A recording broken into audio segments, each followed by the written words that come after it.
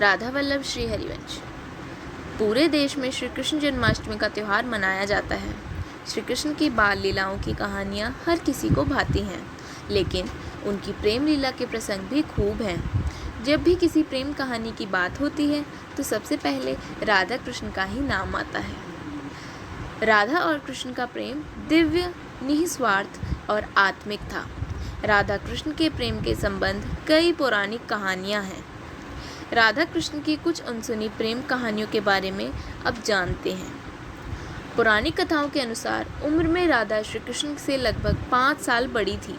एक कहानी के अनुसार राधा ने श्री कृष्ण को पहली बार तब देखा जब माँ यशोदा ने कृष्ण को औखल से बांध कर रखा था। कहा जाता है कि कृष्ण को पहली बार देखते ही राधा बेसुध हो गई थी।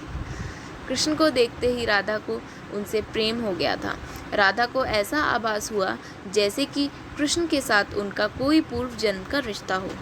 वहीं कुछ विद्वानों के अनुसार राधा ने पहली बार श्री कृष्ण को तब देखा था जब वह अपने पिता के साथ गोकुल आई थी।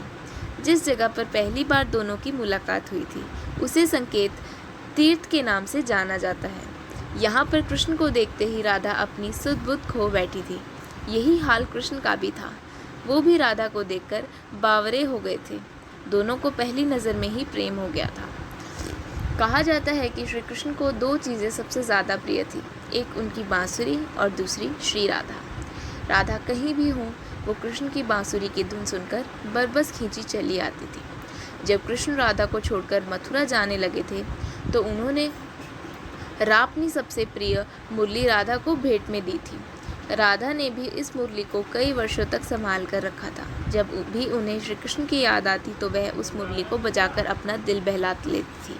वहीं श्री कृष्ण भी राधा की याद में मोर पंख लगाते थे और वैजयंती माला पहनते थे। पौराणिक कथाओं के अनुसार श्री कृष्ण को मोर पंख तब मिला था जब वो एक बार राधा के साथ उपवन में नृत्य कर रहे थे। उन्होंने इस मोर के पंख को उठाकर अपने सिर पर धारण कर लिया और राधा ने नृत्य करने से पहले श्री कृष्ण को वैजयंती माला पहनाई।